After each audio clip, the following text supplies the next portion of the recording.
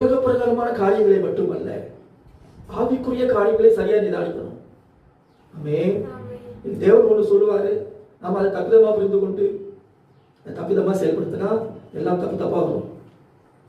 ஒரு மேக்ஸ்ல ஒரு ஃபார்முலா தப்பா போட்டு எத்தனை மணி நேரம் செலவழிச்சாலும் இப்படிதான் வரும், தப்பு தப்பா தான் வரும். எனக்கு தப்பா வருது. இந்த ஸ்கூல் காலேஜில் சொல்லி கொடுக்கும்போது கரெக்டாக தானே இருந்துச்சு, வீட்டில் வந்து பார்த்தா எப்படி இருக்குது, தப்பு தப்பா வருது. ஏன் தப்பு?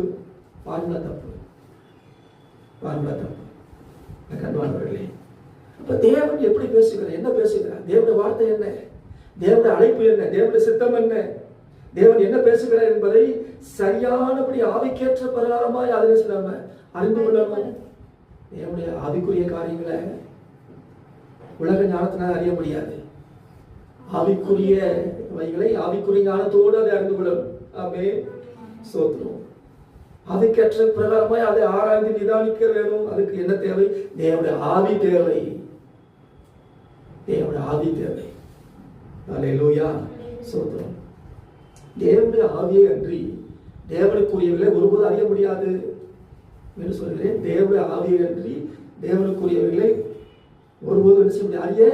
இடத்தில் வாசித்து பாருங்கள். 1 கொரிந்தியர் 2ஆம் அதிகாரம் 11ஆம் வசனம். 1 கொரிந்தியர் 2:11. மனுஷனில் உள்ள ஆவியே அன்றி மனுஷரில் எவன் மனுஷனுக்குரியவைகளை அறிவான். அப்படி போல தேவனுடைய ஆவியே அன்றி ஒருவனும் தேவனுக்குரியவைகளை அறிய மாட்டான் என்று ஆண்டு சொல்லிட்டார். பவுல் மூலமாக எழுதி வச்சிருக்கார் கொரிந்து பட்டணத்து சபைக்கு. தேவனுடைய ஆவியை அன்றி ஒருவனும் தேவனுக்குரியவைகளை செய்ய மாட்டான், அறிய மாட்டான். அப்ப ஆவிக்கேற்ற பிரகாரமாக ஆராய்ந்து நிதானிக்க என்ன தேவை? நமக்கு தேவனுடைய ஆவி தேவை.